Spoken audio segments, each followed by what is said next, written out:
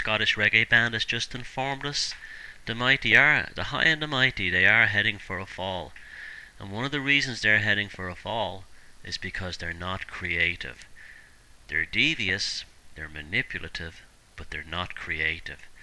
And that's what the purpose of this new program here on News Truth Radio is.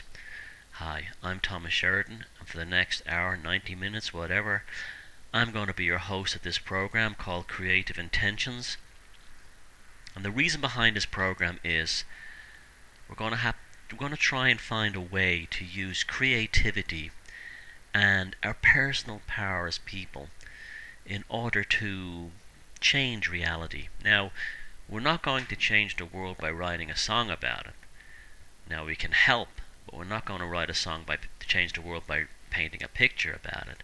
But if you do look at the sum total of creative people's output, whether it be John Lennon, Woody Guthrie, and people like that, people who wrote songs, Bob Dylan, that changed the world, even groups like the Sex Pistols, Bob Marley, these groups changed the collective consciousness through their own individual creativity, but firstly they made it work for themselves, and once they made it work for themselves, there was a ripple effect, and this ripple effect moves through society, and what is heard cannot be unheard, and what is seen cannot be unseen, and that is why the place of the artist, the creative person, and that includes you, even if you've never picked up a paintbrush, you're still a creative artist, you just haven't done it yet. If you've never played a musical instrument, it doesn't matter. If you've never done sculpture, it doesn't matter. You are a creative soul, and that is why you manifested into this reality. You manifested into this reality in order to create new possibilities and new trajectories, not only for yourself, but for the world as a whole. And that's what we're going to explore here. This program, as I said, is called Creative Intentions. My name is Thomas Sheridan, and some of you may already know me. I've written the book Puzzling People, The Labyrinth of the Psychopath, which was a book I wrote about trying to come to terms with, well, just basically the nature of evil, going right back to my childhood and coming right through my work life. I just couldn't understand why life was so hard, and I ended up writing this book, and it's become quite successful. And it's raised my profile, not only as a writer, but also as a musician, and especially as a visual artist, which is how I make most of my own living. As a magazine illustrator, I also do paintings and things like that. So I live a sort of what you would call a creative life. Now, it isn't an orthodox life in terms of that you have a regular income and you have a sense of security. I mean, I do, most artists today, it's pretty rough, and you do have to struggle to pay the bills. And like everyone else, and everyone else in the arts today, it's, I'm not finding it easy. And that's okay, because I'm still having a better life than I worked in the system. It's much better being a poor artist than being a poor, clerk or shop assistant, where you have to deal with the actual control system within that environment, and it messes your head up, it makes you depressed, and ultimately there's nothing you can do about it. And that's why I worked in those fields myself for many years, and I decided to make contingency plans so I could just drop out of the system, live basically sort of like a bohemian lifestyle, and I wouldn't go back to the rat race in the real world. It doesn't interest me. I don't care how bad things got. Well, there would be a limit, of course, in terms of like my responsibilities, but in terms of like I don't miss it, because every day I wake up, and I'm sure like many of you who are very conscious people are also very creative people as well. People I meet who have a high level of conscious awareness, they're also generally creative people as well. And I'm sure you wake up every morning wondering what you're going to learn new today, wondering what you're going to find out, and it's a wonderful way to live. It's much better than waking up in the morning to the sound of that alarm clock and going downtown to meet Mr. Jones, who's got a puss on his face because you're 30 seconds late. And you can create these realities for yourself where you can actually learn to live that way, and it's a worthy way of living. And even if you have to remain in the rat race, and I was still doing things like playing music, and I was doing art and other things, and writing, as well as that. And that's why this is all very important. So we've got to nurture our creativity. But it's very important we get to nurture our creativity in a positive sense. A lot of the art, a lot of the music videos, a lot of the general visual symbolism that we're given today through the media is very dark and negative and very, it's designed to just basically destroy your self-worth. And there's a reason for this, and I'll go into this in other programs, but that's been going on a very long time. And I myself come from a graphic design background, having worked in both advertising and in investment banking, and I've seen on the inside how these visual motifs, these allegories, these simulacras, we'll be talking a lot about that as well, are used to basically destroy one's self-identity, replace it with an insecure imposter who's not really you, and to escape from that you must purchase, buy, or develop these belief packages that don't actually represent anything worthy in your life. What these belief packages represent is what the control system wants you to be, so they can sell you things, and it's just business. So they can get you to vote for them, and it's just business. So they can get you to go off to war and kill or be killed for them, and it's just business. It's always just business. There is no such thing as aliens coming to Earth and controlling this planet from true reptilian shapeshifters. That does not exist. We're dealing with a psychopathic elite that goes back a very long time, as least far back as Babylon, and they have been interbreeding, and they have been creating a psychopathic network through their families in order to maintain control. Now these people, what they are is they are devious, they are controlling, and they are manipulative. These are the ones in power, but we also deal with the ones in the street in all kinds of manners. We work with them, and we have them in our families even. And these are the controllers on the lower level. And this is where we escape them. We escape them through non-compliance and then creativity. So we get this toxic entity out of our life, this toxic system, we reject it, and we start to create a new reality for ourselves. So for instance, instead of being dependent completely on supermarkets, you start yourself a vegetable garden. Instead of being completely dependent upon, the services industry, you learn skills in order to move beyond that. And it's all very simple. What we have to do is learn to live the way our grandparents or our great-grandparents lived, but to also take advantage of this wonderful technology around us. Fear will get you nowhere. Paranoia will get you nowhere, and especially pointing the fingers will get you nowhere. It's no use saying to yourself, oh, these people, that group, that guy, this individual, that family, they're the cause of all the problems in my life. Because I'm telling you something that is not going to make that go away. The only thing that's going to make that go away is you yourself taking control of your own life and manifesting a reality for that going forward. And when you do that, that's when you discover real freedom. That's when you wake up in the morning thinking to yourself, well, here I am, I've made it, I don't have to worry about, being told what to do or think, because my mind is now sovereign. My consciousness is now liberated. And once you achieve that, you are 90% there. All you have to do from that point on is to create a new reality for yourself going forward. This is a great secret, and it's a very easy secret. And once you learn it, it's incredibly empowering. You can become all the things you want to be, within reason and within your potential, but they're the things you're meant to be, because you yourself are meant to be what you are right now.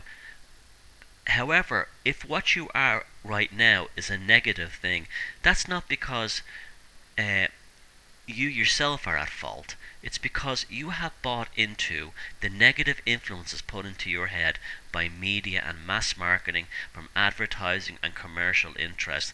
And I'm going to repeat it once more, it's just business. We're dealing with toxic, puzzling people who are controlling us. Just business. Now, I'm not saying there's no such thing as a supernatural world. I'm not saying there's no such thing as a God. I'm not saying there's no such thing as a spiritual identity. Of course there is. The universe is far more incredible and magnificent than we're told in school. However, it is an interactive universe. It is a universe of which you are a participant and not a casual observer. And once you start to realize this reality, that's when you can start taking control. And this is what a creative intention is. When you come up with something that brings you towards an objective that you want, and you begin with that creative insight that begins with a little scribble on a piece of paper, a thought in your head, a recipe you've invented, an idea you have, a business idea, whatever it is. But once you follow that for the right reason and you truly have your heart set on it, in incremental steps it will start moving back towards you. This has happened to me so many times in my life. There is no such thing as circumstance and coincidence. This is a script. It's not a read through. What we're doing is we are the actors at the center of our own lives, and we write the script ahead of us. And this is where creative intentions are very, very important. Carl Jung, the Swiss psychologist, spoke many times about how artists have this ability to see the future before it actually manifests. Well, maybe they're not seeing the future before it manifests, but maybe they're creating it or tapping into a certain kind of zeitgeist about the future before it comes. And this, my friends, is the reason why we are inundated with negative and debase and self-degrading art in the form of corpses, death, skulls, and all this stuff. Now, I'm not completely against that idea either. I actually came out of like that kind of music scene anyway, and it's tremendous fun when you're young and involved in that, but it's just basically a sense of role playing. It's not. And those scenes, when they first began, they were organic. Nobody actually sat down and invented the goth scene. No one actually sat down and invented the steampunk scene. No one actually sat down and invented the heavy metal scene. What happened was those things, through creative people in small select groupings, somehow came together through a sort of a common creative waveform that they all kind of rode, and then they created these systems, these scenes, and it all happened very organically. It didn't happen planned. If you read the history of all the early music scenes, and you can go right back to things like how rock and roll was invented, where Celtic music met African rhythms, in down in the Appalachian Valley, where the Appalachian valleys met the Mississippi Delta, and that although that happened by accident in terms of these people that were influenced by each other, there was a grand process that brought that together, and that's something you have to be aware of too.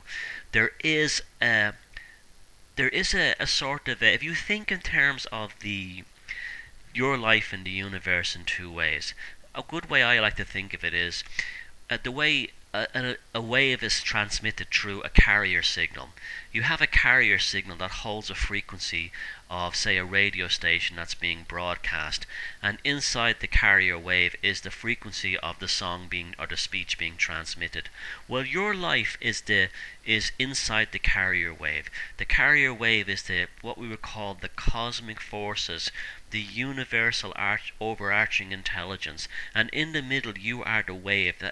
You have a tremendous amount of space to move with inside that carrier wave, even though you're moving along with the actual cosmic consciousness. You have an incredible flexibility with inside that carrier wave in order to create it for yourself. And when you get like-minded souls, who have the same positive creative intention, magical things can happen, and a whole new reality becomes apparent, and that carrier wave then changes direction. And that's why it's very important for all of us in this time in history to not get sucked into negativity, to not get sucked into self-hatred. Do not get sucked into a false utopia that's been planned for you in the future, because what happens is when you're given a future vision through things like science fiction, through things like the Venus Project, what that's really happening there is they're taking away the future that you should be creating for yourself. You're buying into a package. Live in the present and create your own future. And tonight, this program, I'm going to talk specifically about the most important thing you can have to do that, and that's intuition. The town that I live here in the west of Ireland, this week we have our annual music festival. It's a traditional music festival where traditional Irish and Celtic musicians from all over the world come here to take part in this. It's quite well known, the festival on that circuit. And what's so nice about this festival is that it brings professional and amateur musicians together. So if you just if you're an uilleann pipe or a mandolin player or a guitar player, and you're not in a professional group, you play the accordion, you can just join in on sessions and play with some of the leading musicians in actual professionals in the pubs around the town and so on. And I've lived here for about 10 years. For the last all those 10 years I've gone to this festival, the same old lady comes over every single year from America. She lives in a retirement home in Florida. I can't remember her name. She told it to me last year, but I've forgotten it. But anyway, she comes over here every year against the advice of her doctors. She's actually 92 now, and she plays the bodhrán. And what happened was, she told me that about 20 years ago, long after she'd retired and gone into this retirement community, she just always wanted to learn how to play along with Irish traditional music. So she got herself a bodhrán. Now, a bodhrán is like a circular drum. It has a neat sound. It's sort of like a cross between a snare drum and a timpani drum, and you play it with a thing called bones, which is a kind of a stick. And if you can master this instrument correctly, you can actually get nearly a whole drum kit sound without the cymbals on this one drum by playing the rim or playing the center. And it's a really neat sound. Now, she's not an expert player. She just plays along with the rhythm, just basically tapping out the rhythm. But it doesn't matter. She's 92 years old and has been doing this for the last 20 years, and she maintains that this is what keeps her alive. This one trip to Ireland every year is what she has to look forward to, and every year she gets the same advice from her doctors at their retirement home. If you leave this time, you won't come back. You're too old to travel.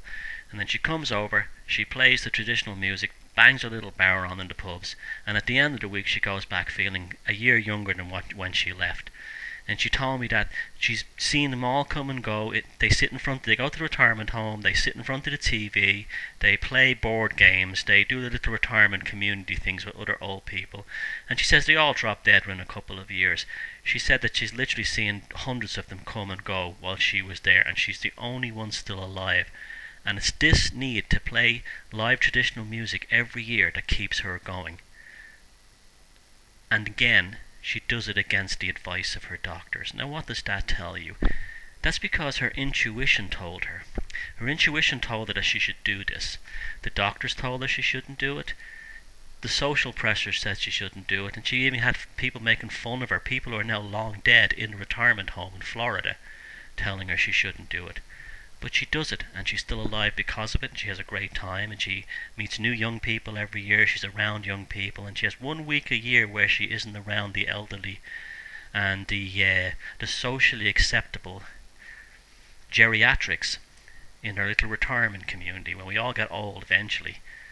But we don't have to grow old the way everyone else grows old. And she knew that, and something about her inside her intuition told her to stop and find her own groove, and she has, and good luck to her.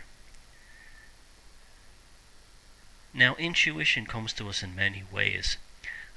Funny enough, everything is very synchronistic, and it's all kind of come back now to today. I was in town, I was looking at newspapers. I don't buy newspapers.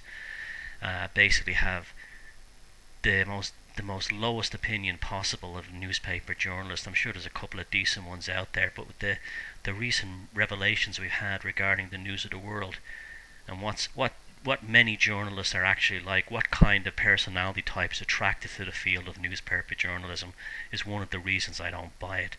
But the cover of the Irish Daily Mail today, the big headlines: doctors warn low-fat diet will lead to cancer epidemic, or something like that. Now here we are, 20 years ago. I can remember being a kid in the 80s. Everything was that meat will give you cancer. You eat meat or you eat a high-fat diet, you will get cancer. And you had all these sort of these bizarre women in spandex kind of jumpsuits doing exercises on the TV talking about boosting your carbs, rejecting meat and going for these macrobiotic diets of low fat, where meat was like considered like the devil's food. And what happened after that was we had a worldwide epidemic of obesity. Until I remember then about 10 years ago, I read an article. It was actually an article by some nutritionist who was slagging off Dr. Robert Atkins of the famous Atkins diet. Now, Atkins had this idea that a high-fat diet in moderation was probably better than a low-fat diet of grains and starches and carbohydrates. And the science he had behind it made perfect sense, but of course it was misrepresented by everybody. And even when the science was proven right, they still tried to make out that he was against the laws of physics. If you actually read his book, none of the stuff that they claimed he ever said, he never actually said. He never claimed that the human body produces more energy than is in the food. That was just something that was a common criticism of him. And even the BBC did a documentary about him where they basically said, well, his diet is right, but they still had to throw that in there to, just to sort of slag him off, because we've had these decades of propaganda of a low-fat diet is the way to go. And and that was around the time I started reading about the brain, and I found that the brain was actually composed almost exclusively of fat suspended in water. And you need fat to build your brain, and this might explain also all these people on a low-fat diet are waddling around with their mouths hanging open, because they're eating these low-fat foods that have things like aspartame and MSG and all kinds of chemicals and preservatives, and it just says low-fat on the box, and it's appalling stuff. It's not even food. It's just pure chemicals. And they think they're getting some kind of healthy benefit from it, while they're all dying of cancer, getting Alzheimer's in their 50s, and wondering why they're growing breasts from all the soy milk they're consuming. And it's not their fault. They've been given the spiel by the so-called nutritional health experts that the low-fat diet was the way to go. And I remember, in terms of intuition, I remember actually reading that article about Robert Atkins, and he was promoting the high-fat diet, and he said, it made perfect sense to me what he was saying. On every level it made sense to me, but I didn't really know anything about body chemistry at the time. I didn't really know about the human metabolism at the time, but an intuitive aspect within me, an intuitive button down inside me told me that this guy was telling the truth, and this made perfect sense. And I read his book, and I found the diet, and I found what he presented as science was very good. Of course, he became a very famous man because, well, basically his diet was an enormous success for people who'd been trying to lose weight for decades and suddenly found that they were, and they were doing it by eating like steaks and cheese and eggs. Now, they weren't gorging on them. They were just eating these things in moderation. And when he died, it was absolutely disgusting. He slipped on a sheet of ice in New York City, and he banged his head, and he went into a coma. And while they were trying to prevent brain death, what happened was they pumped him full of fluids, and he massively expanded in size because he was full of these fluids that were trying to save his brain.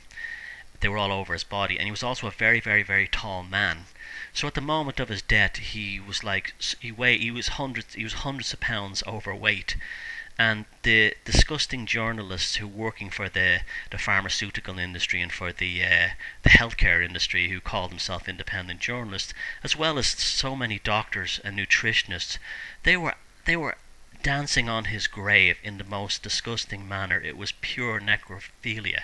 They were just feeding on his corpse, talking about how fat he was when he died, and that was proof that his whole diet was a complete failure. And this is what we're dealing with. And the reason why they react like that is because these people, just like I mentioned at the beginning of the show, they don't have any sense of creative impulse.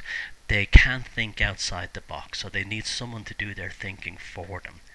And this is where intuition comes in, and this is where intuition gives us the normal people, the empathic people, the creative people, an extreme edge in society where we can actually develop a world for ourselves that's a lot better. Just like the old lady I spoke about there that plays the drum every year. She bangs that drum every year, but the beats of those drums is what keeps her alive and keeps her going. It's another extension of her heartbeat. That's her creative intention, and boy is it working for her. In every day of your life, you're subject to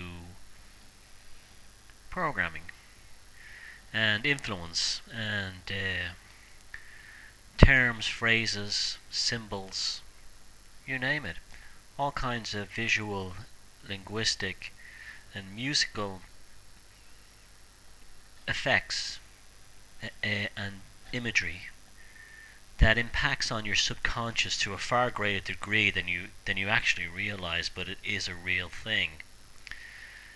You hear expressions like "life is a bitch and then you die." I mean, it's horrible. I mean, like that really is just a horrible expression. And another one, you can't fight City Hall. It's another one to sort of make you think, well, you're powerless against government.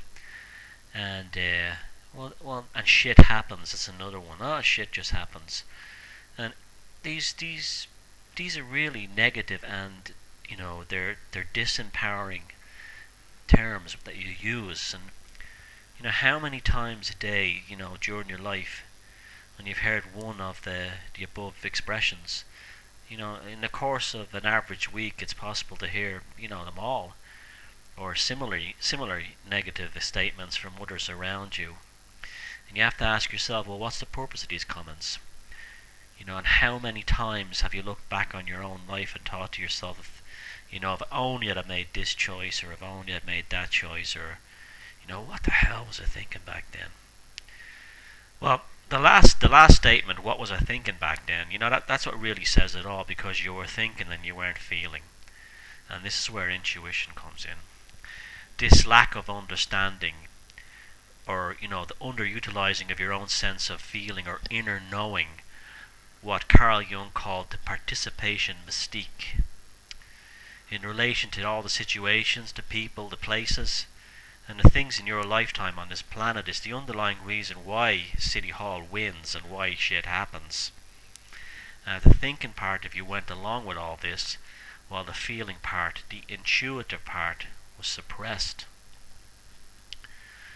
And it really does turn out that the feeling part of you was trying to help you all along, because it knew the eventual outcome. It knew what these statements were doing to you.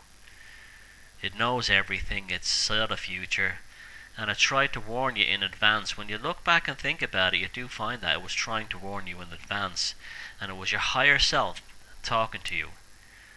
But you were not listening. You just weren't listening. And it wasn't your fault, because, our education systems, our media, and even the people close to us, often unconsciously, but very often consciously too, will condition you to react to events and situations which, confront you in ways which contradict your gut feeling at the time. And the reason for this is because these are the rules on which society is based. They're there to keep society working. But what about you? Where do you as the individual fit into all this? We're constantly told from the time that we're, kids, or especially young adults, that we have this thing called free will, and we can choose the life we want. But how true is this? Considering the world we live in, how true is this free will? You ask yourself this: are you at the stage in your life where everything is as you planned it, and you're completely happy with the outcome? Because no matter how much material, relationship, or spiritual fulfillment you are currently feeling, you always have this feeling that there's more. These people who get it all, they get the perfect family, the perfect home, the perfect car, the life in the suburbs they wanted, the position at work that they wanted, and they just know, they always know, that there was something more there and they're missing out on it. And indeed, something is missing, and it's a much bigger issue than you want to admit to yourself. You really don't want to accept that you played the game, done exactly as society has told you to do, and yet the payoff was an empty, hollow feeling. And you know this happened to me. It's happened to everyone, and don't have any shame about it. We've all done this. But what generates this feeling of you know incompleteness, of this lack of satisfaction. What does that? And it's this internal nagging situation that is with you all the time. Admit it. You may be able to null it into silence with trinkets and sensory distractions for a while, but it's still always there. Only the volume changes, and it's like it's like a mayday message from deep within inside you calling out, for your assistance. And we all hear this message deep down inside us, and it's your true higher self, and it is you, the real you, the person living your life in denial of your higher self, which really is in trouble. As good or as bad as it is for us right now, we all know we could make our lives better in some way. Nobody's life is perfect, and people who think their lives are perfect right now, they're not. They're not really. It's almost like an infantile version of being perfect. And we could always do things to make our lives much better and much more fulfilling. And when you begin to really analyze yourself as to why this is so, the conclusion you draw from this is often that you're not fulfilled because at some point you were trying to appease someone else or something else, usually authority figures. Or you made a lifetime of decisions based on what was expected from you by others. You were doing this because you thought this is what society should expect from you. So much for having free will. There's no free will in that. We become adults and we enter into the real world, or what they tell us is the real world. More often than not, what we think we want from this life is almost exclusively what society wants from us.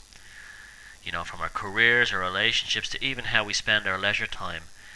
How much of it is what you wanted for yourself, or where you're just going along with how things are supposed to be done. There's a difference between living your life according to how you feel rather than how you think. Because you're usually thinking someone else's thoughts that have been put into your head.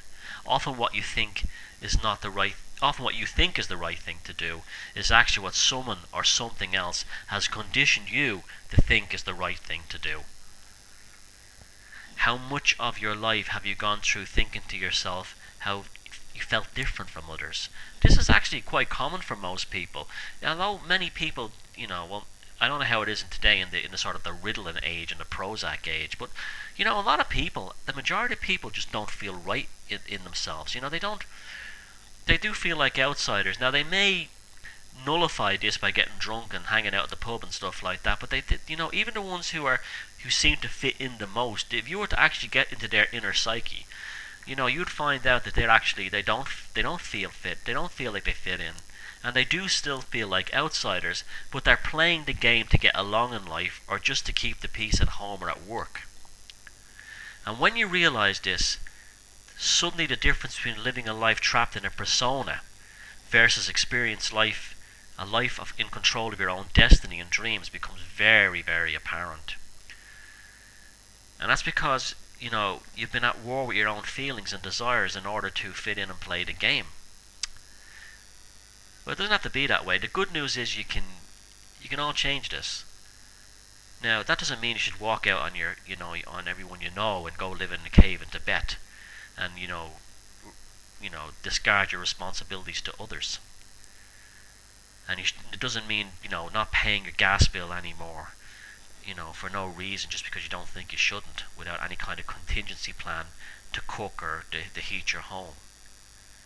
But what you can do, and what does work, is you can play the game. You can be in this world, but you can be not of this world.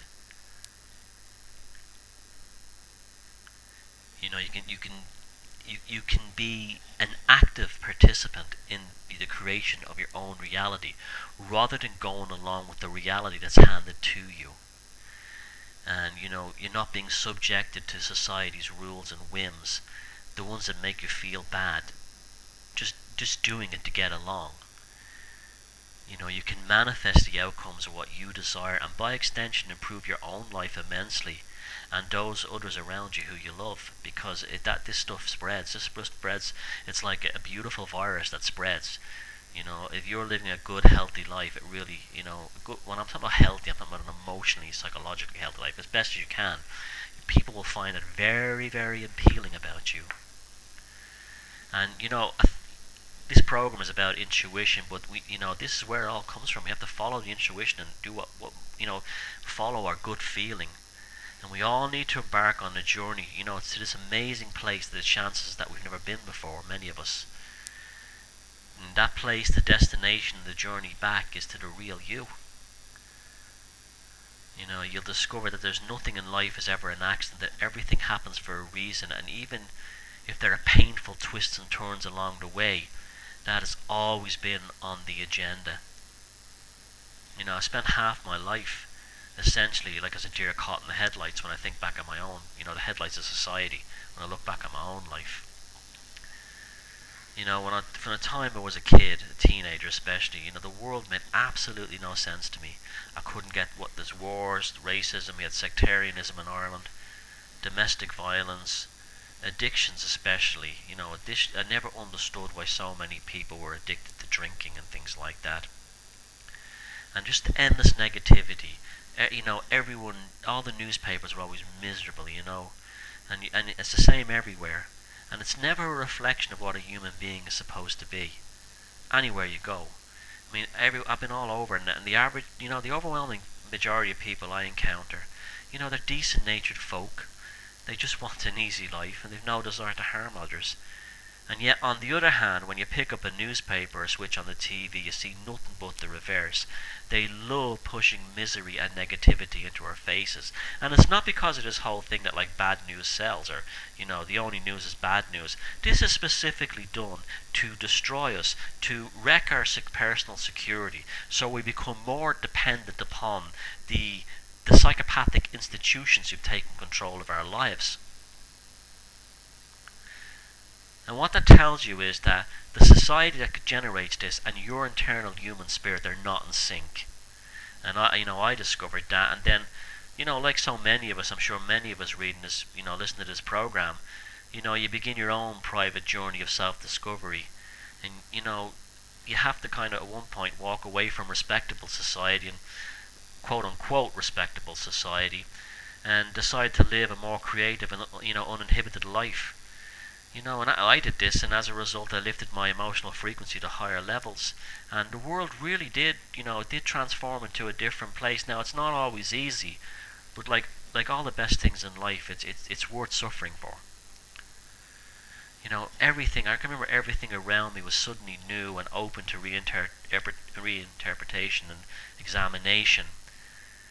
From the human condition, we're in the real and emotional landscape, to the nature of reality and relationships, it was all fresh, exciting, and filled with endless possibilities. This is what waking up did for me, and that's what waking up should do, rather than having you fearful of being destroyed by the Aleister Crowley, or worried about the imaginary Illuminati that doesn't actually exist. Well, probably doesn't exist anymore. But that's when you wake. What's a real waking up is waking up to your potential as a human being, not to your slavery. And when this happened to me, everything was fresh, exciting. I remember filled with possibilities. I was finally embracing my true self, and and it allowed me, and it allows any of us, the conversation we've always wanted to have with the world around us, and as a result the conversation you end up having and that you've always should have with yourself. And it's just you just have to deal with this in these ways. You have to maintain a positive outlook, but at the same time we do understand that the world, there's very dark things about this world, but it's not us. It's not the human race as a whole. It's the small number of psychopaths in control and the small number of psychopaths in society, who make it that way. I was looking at if you want to bring it to a spiritual sense, we all have to become our own shaman. I was just looking at the etymology of the word shaman then recently, and it's actually a Tungustic, and that's like far Siberia. It's Shapman, and a word which literally translates into English as to know. And the shaman is the knower. The shaman knows, and does that not perfectly describe what we need to do to gain a greater understanding of ourselves and our own potential? To know. When we gain this insight into knowing through our intuition, the world, well, becomes a very different place for us. You're no longer the pawns on the chessboard, and you begin to understand how to be the player, and then the strategy, and that changes everything. And then you'll move and you'll navigate successfully through the game. And suddenly the scam, the underlying mystery of why you're trapped in this life, it suddenly begins to reveal to you in bits and pieces.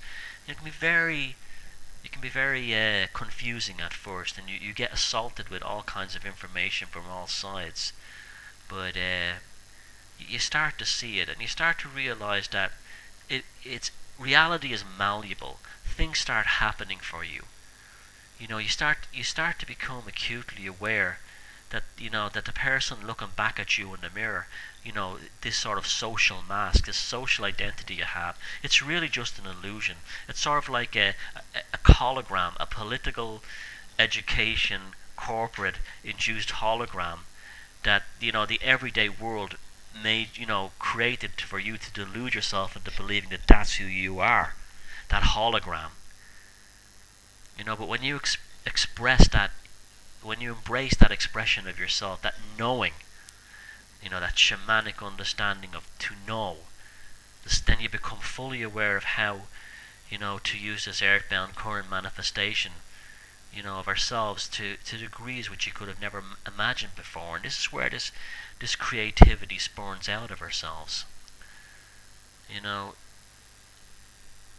This is when your brain starts, it starts working differently, and you start to realize that this is a game that I can win, and because that's why you're here. You're here to learn how to win that game. You didn't come here to learn how to lose the game.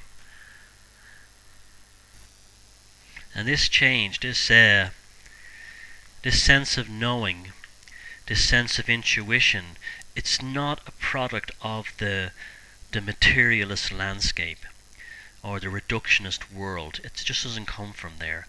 Although it does express itself through sort of bodily sensations a lot of the time, it seems to be almost like a sort of a feedback loop between your heart and the upper cortex, is the frontal lobe of your brain, that gives you that gut feeling, that intuitive sense. But it's not generally a chemical sensation. It's very deep rooted in our consciousness. And I'm a huge fan of Joseph Campbell, the American mythologist, and I'd just like to read something here that he wrote.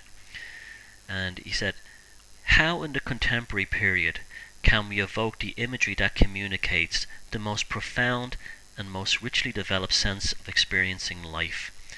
These images must point past themselves to the ultimate truth which must be told, that life does not have any one absolute fixed meaning.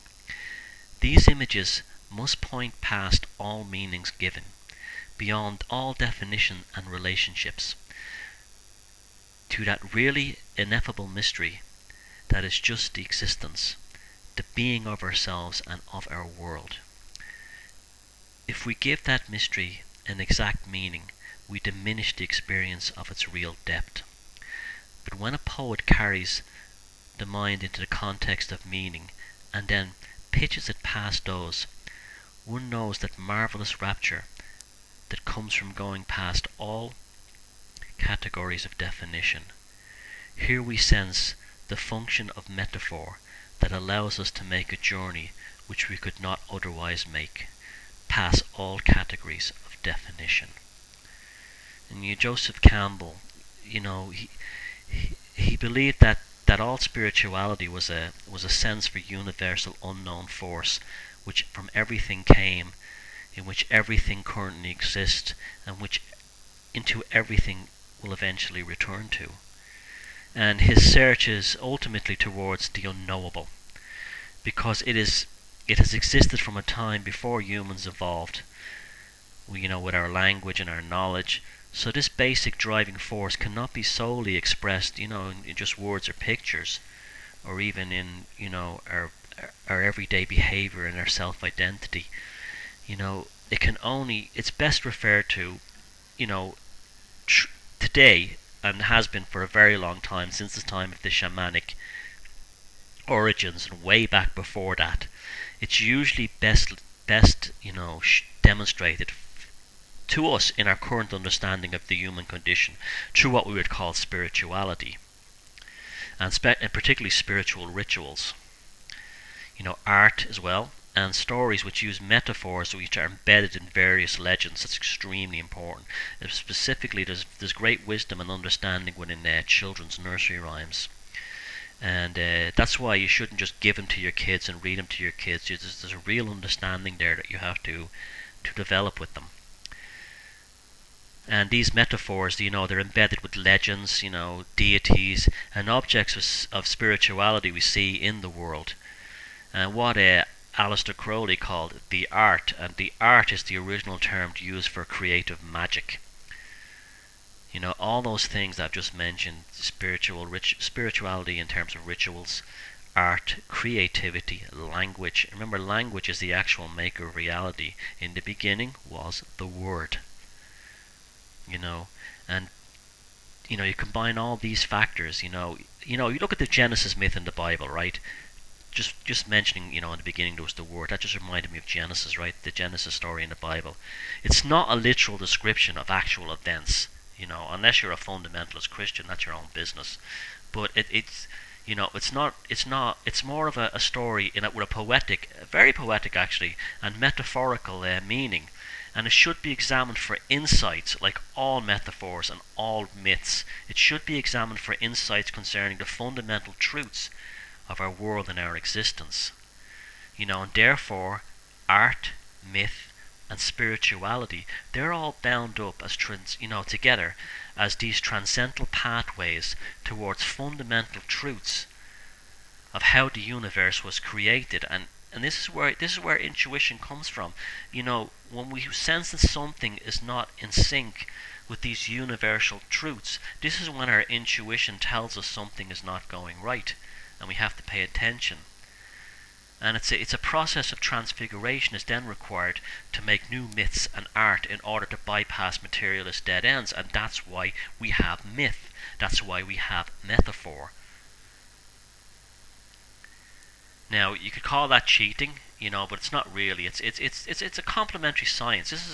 This way of thinking, what I'm outlining here tonight, it should be seen as a complementary science, and it's expressed through the creative arts.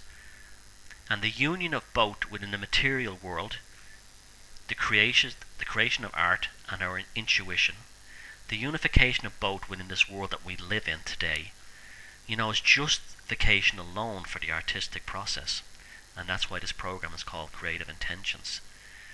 We humans are not just biological robots, as the more, evangelical elements of the modern secular science, which, it's a religion in itself. This is really about transhumanism. I'll go into this in another program, but I can't speak for others, but me personally, and I know many of the people listen to this show, I know I have a higher self, and without this higher self, I would not be an artist. And intuition allows me to draw upon that creative insight that allows me to create all kinds of art. And I'm also I'm fully aware that the images captured by my eyes and projected at the back of my brain are they're being looked at by an observer who is not just me in my mind. There's the consciousness, something or someone else is the observer of what I see. And there really is a ghost in the machine, and can you prove it in a laboratory? Of course you can't, And that's not science's job to prove that, although they unwittingly have proven it. they've stumbled upon this stuff and they'll just go, oh, that's just pretty interesting, but then they'll leave it off to one side. And but more importantly, I don't feel any. We shouldn't feel any obligation to validate this in terms of in materialist or reductionist science. If it feels right to you, if it sits with you intuitively, then that's good enough for you, and that you do not have to go about proving it to others. What resonates inside your heart is the truth, and it's the most fundamental truth of all. And this is the creation of art, and this is the creative intention that spurns from this intuition. And it truly is a magical undertaking where the creative person is connected to their higher spirit. Now, I'm not knocking science or scientists, but we do have this issue with the cult of Scientism, which believes that the only path to absolute knowledge and true understanding is through science and quantities and measuring and nothing else, and replication of tests, and that's great stuff, but that science will never quantify this. And this is a mentality which the popes, they can be very, very narrow-minded. Some of these sort of reductionist people, not so much scientists. I find most scientists are actually very open-minded people. I'm talking about these these hardcore sort of atheists, these Richard Dawkins fans. They have a mentality that the popes in the Middle Ages would be perfectly comfortable with. But even by their own principles, of science itself, Scientism's basic philosophy is sheer guff. This whole idea that it even flies in the face of the scientific method. And that's what these fundamentalists like Dawkins types are doing. And yet, sadly, due to mainly to the new secular religion of radical atheism, and that's what it is a secular religion, which seems to become the mouthpiece of all mainstream science in the media in the West today. And as often, it's always defended by individuals who themselves have no actual science background. They run science blogs, and they reprint big pharma press releases as if it's absolute undisputed fact. And tragically, this is what's happening. And we have this really unnecessary schism between science and spirituality. And the great scientific minds of the past, like Newton, they would view this as completely unnecessary. And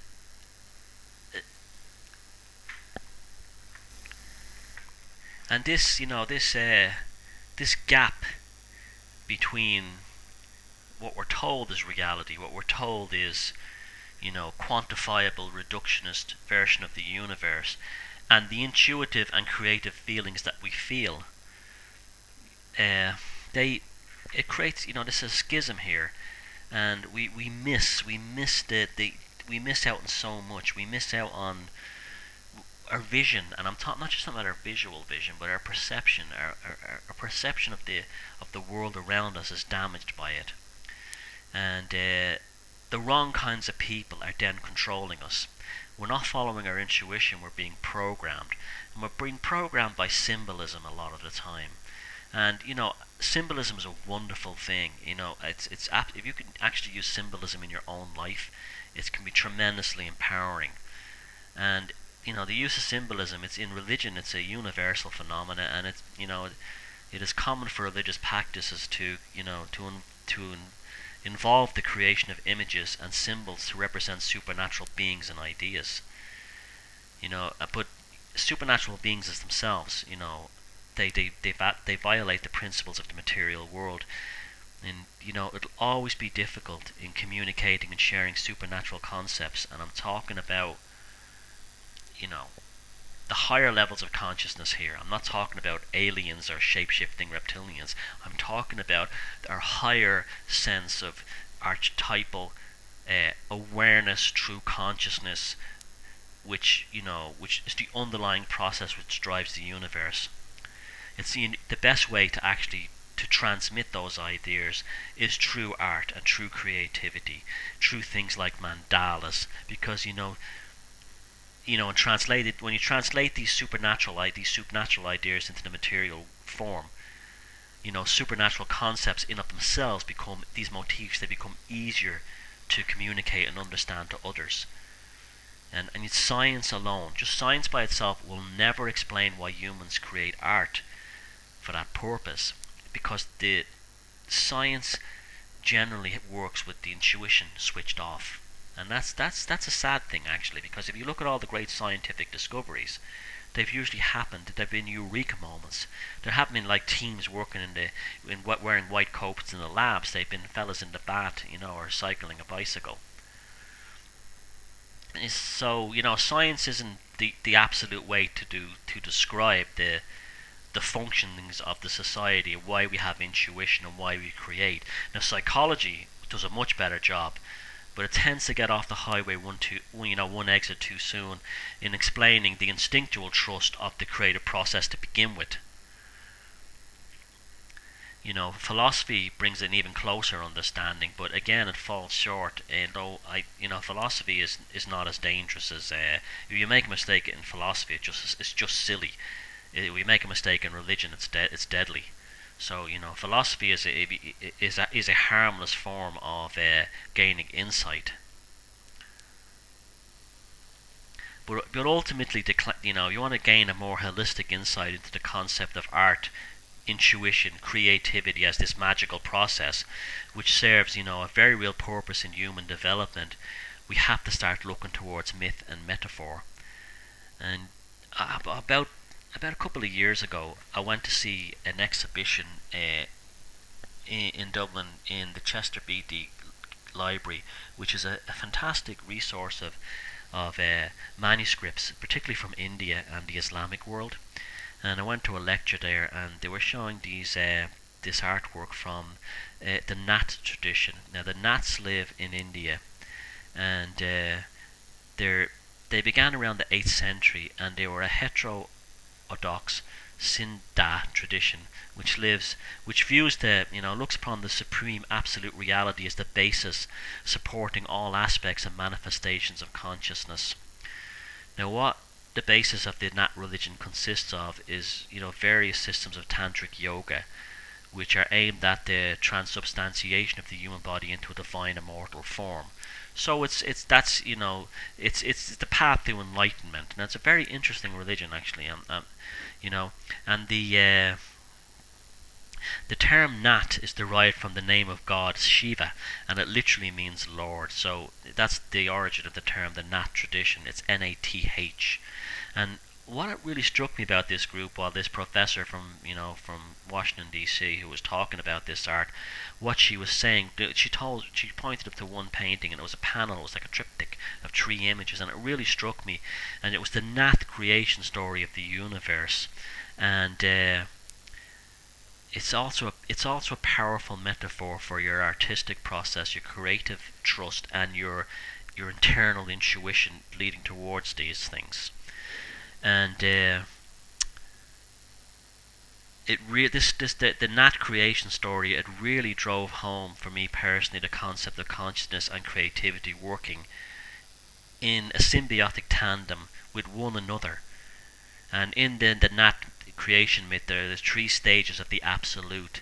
First, there is the absolute, which is the field or the matrix underlying the universe, and that sounds very, very, very familiar if anyone's interested in quantum physics.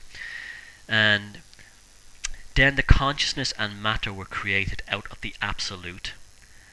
And then consciousness and matter, which were symbolized in this painting by a man and a woman, began to have a conversation, and from this the material world was then created.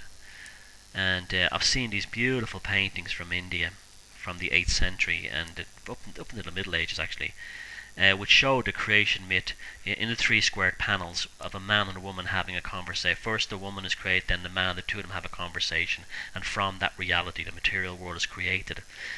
And it just goes to show you that artistic endeavour with the higher self, it's one of the most important concepts in classical Indian painting, sculpture, poetry, dance, and drama. And it's in all cultures, and it's if you look at the earliest language began in the earliest times with the creation of art, and we respond to because we respond to these arts with feeling. We respond to creativity with feeling, And the language of feeling is, it's not a private language. It's more of a social system, and it's built made of symbols that are understood by those who have learned their conventions and usage. And this is where we have to become symbol literate. But the underlying, response is always instinctual, even if we don't, consciously are aware of it. It's instinctual in that we have to, we do not have to require some sort of like grandiose, expensive artistic education to be deeply emotionally empowered by viewing and experiencing these symbols. Whether in a Catholic church, or you're seeing the Taj Mahal, or sort of beautiful artwork related to like other spiritual traditions like the Islamic world, and even ancient Egypt. But it's the presentation of the emotions themselves in the domain of the artistic conversation, regardless of the medium of expression, is what makes us have these emotional resonances within our own lives. And this is very important, because this is where art becomes the conduit between the higher aspects of consciousness, and by their own creative vision, they insert this becomes inserted into the consciousness of the viewer, and in effect placing us all under a spell of this of these images and symbols. Now I know I'm wandering here, but we're getting to something here. You have to stick with me. I'm a waffler. But creativity. Bottom line, creativity, through an intuitive process, is a magical process in itself. And from just like the gnat painting of the creation of the universe, out of the field, our consciousness, by means of our hands, voice, dance movements, creates the world. And this drive for this is magical. This drive for this is intuitive. And the results are often magical, and even surprisingly, they're very practical at times. When you think about it, creativity is the sorcery, which it manifests supernatural and you know subconscious ideas into the material world. And that just shows that we're not biological robots, as the transhumanist movement would have us believe. But we are the creators. We are flesh and blood, which through communion with our higher selves creates art, and this art generates a new reality for all of us. Woody Guthrie was not a robot. James Joyce was not a robot. John Coltrane was not a robot. These brilliant individuals and all other great artists were connected to their higher selves, and through their creative talents they all changed the future. And it's something all of us should be doing, and that's what the purpose of this radio show, Creative Intentions, is all about. Because we can all, as individuals, build the reality we desire through the artistic creative magic, which we may not see the results in our own lifetimes or straightforward, but sometimes you do, but we can all drop these pebbles, these pebbles of our creativity into the pool of collective human experience, and from this creative plunge, the ripples will continue into all eternity and beyond. And I'd like to thank you for sticking with me during this broadcast, and I know I went a bit all over the place, but as this program develops, hopefully it'll start stitching itself together better. My name is Thomas Sheridan, and the name of the program again is Creative Intentions on News Truth Radio. You can visit my website is thomassheridanartist at blogspot.com. And I'm not begging or anything like that, but I have a donate button. If you want to buy my book, you can buy my book, but that's great. But I have a donate button there, because I'm not, if you want to throw me some money, I'm not begging here for money to go down the pub drinking. I want to, that money, any money you send me will be used to sort of improve this show. As you can tell, I have a pretty crappy mic system here.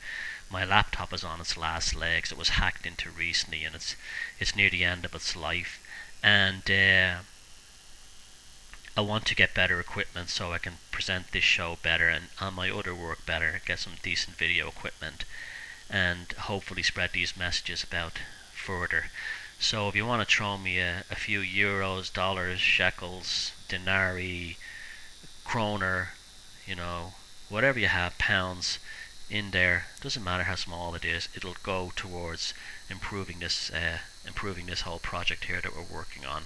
And I want to thank you very much for putting up with me for just the last hour, and I will leave you now with a song called Revelation, and I hope this show has been a revelation, by the Scottish band Man at the Window. And look after yourself, and we'll talk again next time.